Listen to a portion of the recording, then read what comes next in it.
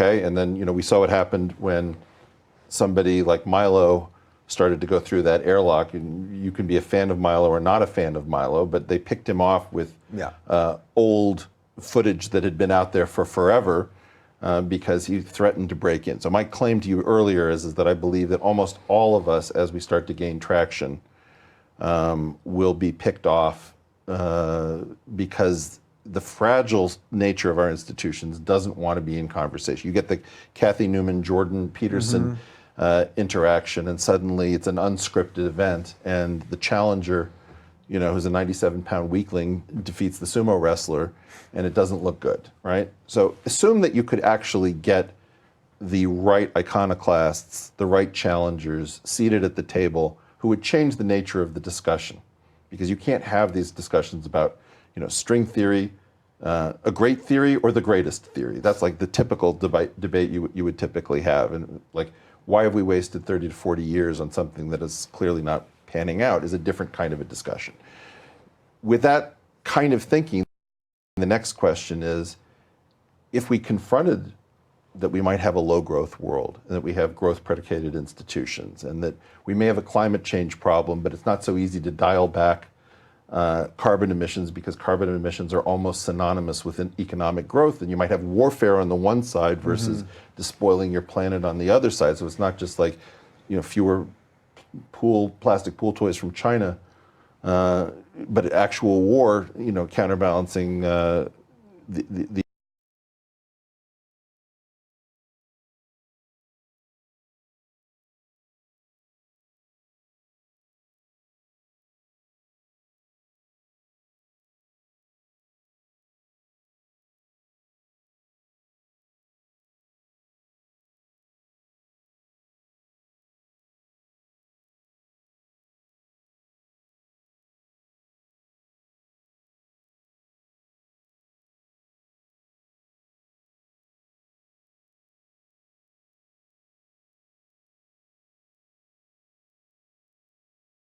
issues with the environment, then you have this question like, no, we don't know. We may not be able to solve these problems, but at least you'd have people working on them. And I think to Brett's point about, I have no idea how to diagnose our nuclear power stations and how much of a risk and whether they're on fault lines or there's tsunamis by the sea. Until we had Fukushima, I had no idea that was, a real thing.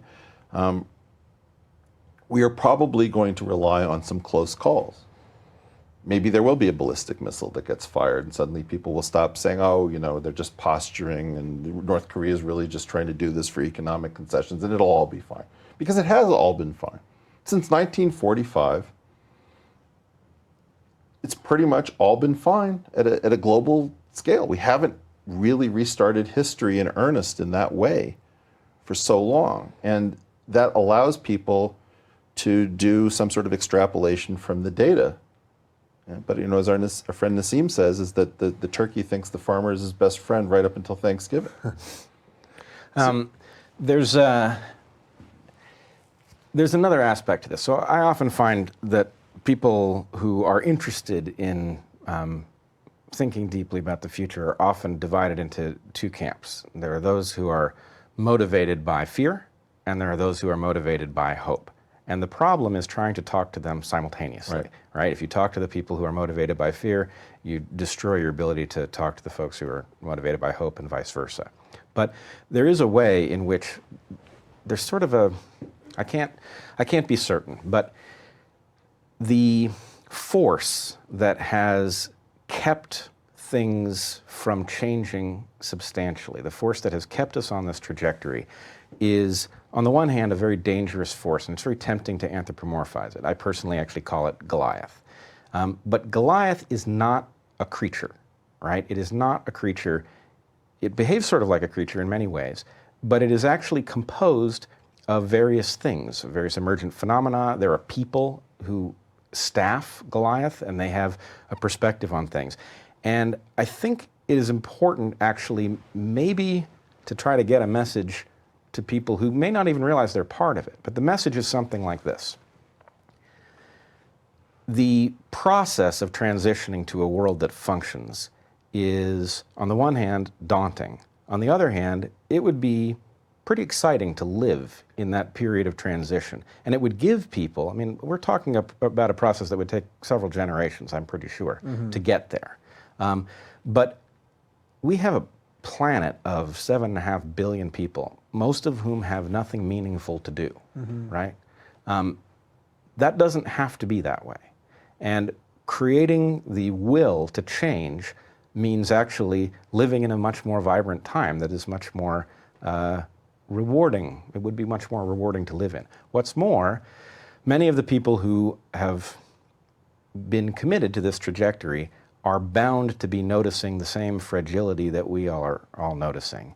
And they may be ready actually to recognize that the transition would require some unusual kinds of thought processes, things that they can't source at the university level very easily. And so so you could sort of get them to a place where they'd have to jump ship. The question is, how do you bootstrap an effort to re-envision civilization?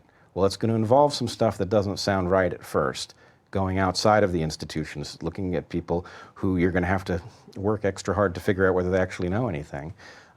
But that having done so, there's more hope for the future than there would otherwise be. So, you know, if the folks who are committing us to this trajectory have kids and grandkids, well, they might wake up and they might recognize actually it's time to do something different. Well, because it's also a call to adventure. I mean, you know, one of the things is that I think we are both the hope and fear people.